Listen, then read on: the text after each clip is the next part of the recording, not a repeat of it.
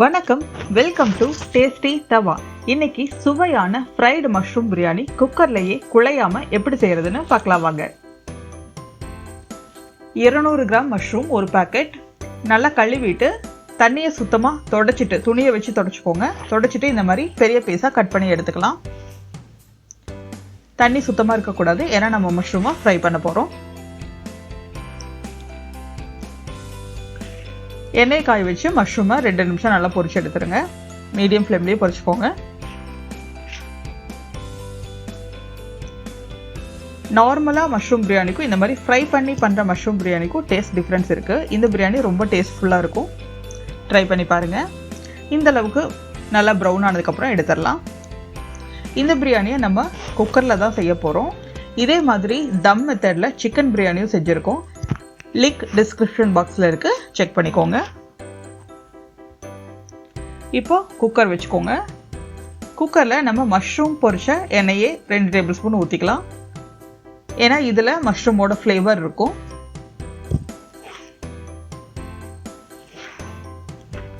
இது கூட 1 table spoon அளவுக்கு நெய் விட்டுக்கலாம்.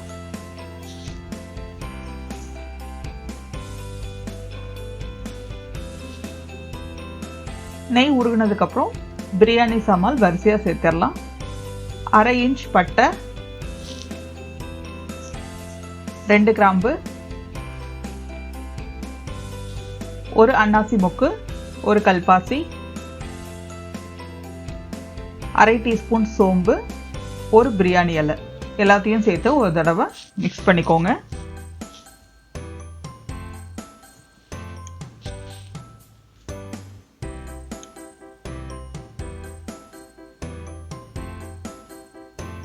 இதில் 2 மீடியம் சைஸ் பெரிய வெங்காயத்தை ஸ்லைஸாக கட் பண்ணி சேர்த்துக்கோங்க. வெங்காயம் நல்லா பொன்னிறமாகணும். லேசாக உப்பு சேர்த்து வதக்கிட்டிங்கன்னா சீக்கிரமாக வதங்கிடும். நல்லா பொன்னிறமாகிற வரைக்கும் வதக்கிக்கோங்க. வெங்காயம் வதங்குற டைமில் ஒரு பிளெண்டரில் 1/2 இன்ச் இஞ்சி, 4 பல் பூண்டு, 1 பச்சை மிளகாய், 7-8 சின்ன வெங்காயம் சேர்த்து கொஞ்சமாக தண்ணி சேர்த்து பேஸ்ட்டாக அரைச்சிக்கலாம். சின்ன வெங்காயம் சேர்க்கும் போது பிரியாணியோட டேஸ்ட் ரொம்ப நல்லாயிருக்கும். எந்த பிரியாணி செய்கிறதா இருந்தாலும் இந்த டிப்பை ஃபாலோ பண்ணி பாருங்கள். இப்போ நம்ம அரைச்ச பேஸ்ட்டை வெங்காயத்தை கூட சேர்த்துக்கலாம். வெங்காயம் நல்லா பொன்னிறமாக வதங்கிருச்சு. இந்த பேஸ்ட் பச்சை வாசனை போகிற அளவுக்கு நல்லா வதக்கிக்கலாம். இப்போ இது கூட 1 தக்காளி சேர்த்துக்கலாம். 1 தக்காளிக்கு மேலே சேர்த்த வேண்டாம். தக்காளி குறைவாக சேர்த்தாவே போதும். தக்காளி நல்லா மசியணும்.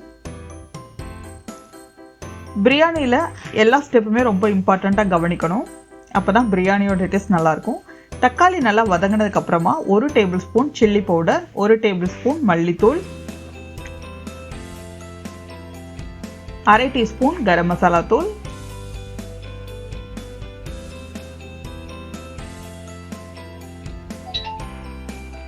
1 பிஞ்ச் ஏலக்காய் தூள். முழு ஏலக்காய் போடுறீங்கன்னா பட்டை கிராம்போடு சேர்த்து ஏலக்காய் 1 ஏலக்காய் போட்டு வதக்கிக்கோங்க. 1 பிஞ்ச் மஞ்சள் தூள். பிரியாணிக்கு மஞ்சள் தூள் கம்மியாகவே போடுங்க, அப்போ தான் டார்க் ப்ரௌன் கலர் இருக்கும். நல்லா மிக்ஸ் பண்ணிக்கலாம். இதில் கொஞ்சமாக தண்ணி சேர்த்து கிரேவி மாதிரி வதக்கிக்கலாம். மீடியம் ஃப்ளேம்லேயே எல்லாமே செய்யுங்க.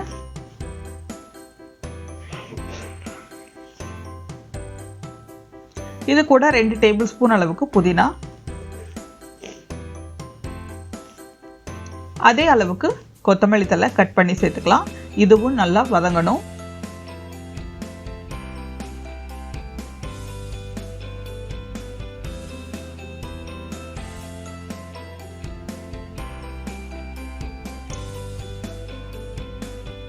இப்போ நல்லா புதினா கொத்தமல்லி எல்லாம் நல்லா வதங்கி கிரேவி மாதிரி ஆயிருக்கு பாருங்க. இந்த மாதிரி ஆகணும், அப்போ தான் பிரியாணி டேஸ்ட்டாக இருக்கும்.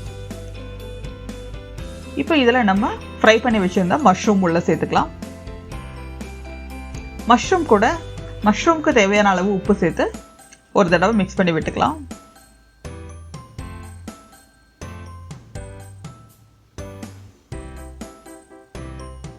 யூஸ்வலாக பிரியாணி செய்யும்போது குக்கரில் செய்யும்போது குழஞ்சிரும். இந்த மெத்தட் ட்ரை பண்ணி பாருங்கள். உதிரியாக வரும், குழையாமல் வரும். இப்போ நம்ம தண்ணி எடுத்துக்கலாம். 1/2 கப் தேங்காய் பால், 1.5 கப் தண்ணி.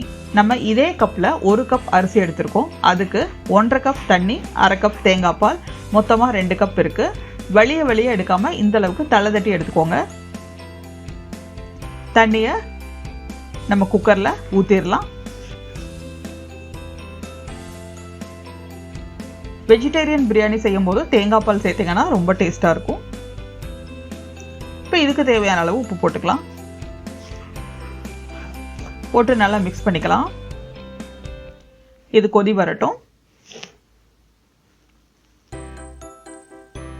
கொதி வரும்போது உப்பு காரம் செக் பண்ணிக்கோங்க. இப்போ 1 கப் பாஸ்மதி அரிசியை 20 நிமிஷம் ஊற வச்சு தண்ணியை வடித்து எடுத்துருக்கோம். தண்ணியும் நல்லா கொதிக்குது. இந்த தண்ணியோட கலர் தான் பிரியாணியோட கலரை டிஃபைன் பண்ணும். அதனால் இந்த கலர் டிம்மாக இருக்கக்கூடாது. டிம்மாக இருந்துச்சுன்னா இன்னும் கொஞ்சம் மசாலா தூள் ஆட் பண்ணிக்கோங்க. கொதிக்கும் போது பாஸ்மதி அரிசியை உள்ளே சேர்த்துக்கலாம். உள்ளே சேர்த்து எல்லா அரிசியும் போட்டாச்சு. உள்ளே சேர்த்து நல்லா மிக்ஸ் பண்ணிக்கலாம். இப்போது ஸ்டவ்வை சிம்மில் வச்சுக்கோங்க. நார்மலாக ஒரு மூடி போட்டு மூடி வச்சிடலாம். 5 நிமிஷம் இதிலேயே குக் ஆகட்டும். இப்போ பாருங்கள், மசாலா அங்கேயும் இங்கேயும் இருக்குது. இதை ஒரு தடவை மிக்ஸ் பண்ணிக்கலாம். மிக்ஸ் பண்ணிவிட்டு பாருங்கள், கொஞ்சம் ஈரப்பதம் இருக்குது. அதனால் இன்னும் 1 நிமிஷம் கூட மூடி போட்டு வேக விடலாம்.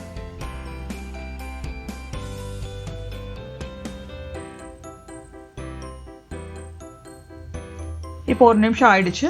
இப்போ ஈரப்பதம் எல்லாம் போயிடுச்சு. எல்லா தண்ணியுமே நல்லா அரிசி அப்சர்வ் பண்ணிக்கிச்சு. ஸ்டவ் சிம்லேயே தான் இருக்கு. இப்போ 1 டேபிள் ஸ்பூன் அளவுக்கு நெய் சேர்த்துக்கலாம். நெய் சேர்த்து நல்லா மிக்ஸ் பண்ணி விட்டுக்கோங்க.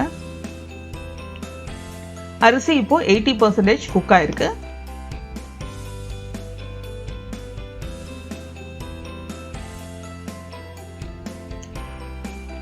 மிக்ஸ் பண்ணியாச்சு.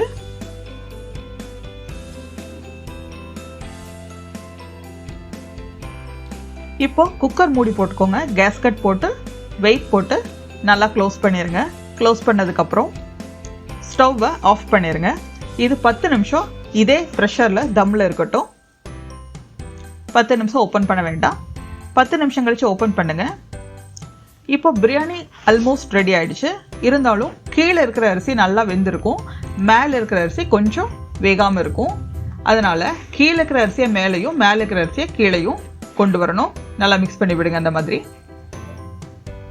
இந்த மாதிரி பண்ணிட்டு திரும்பவும் இதே மாதிரி குக்கர் மூடி போட்டு 5 நிமிஷம் தம்ல வச்சிருங்க. அதுக்கப்புறம் பரிமாறலாம். அப்போ பிரியாணி கரெக்டாக இருக்கும். பாருங்க, அரிசி நல்லா குழையாம அடி பிடிக்காம வந்திருக்கு. இப்போ மறுபடியும் குக்கர் மூடி போடுறோம். இது 5 நிமிஷம் தம்ல இருக்கட்டும். அதுக்கப்புறம் பரிமாறலாம். நம்மளோட சூப்பரான சுவையான ஃப்ரைடு மஷ்ரூம் பிரியாணி தயாராகிடுச்சு. இந்த டிப்ஸ் எல்லாம் ஃபாலோ பண்ணி நீங்களும் உங்கள் வீட்டில் இந்த பிரியாணியை செஞ்சு பாருங்க. இந்த ரெசிபியை ட்ரை பண்ணி பாருங்க.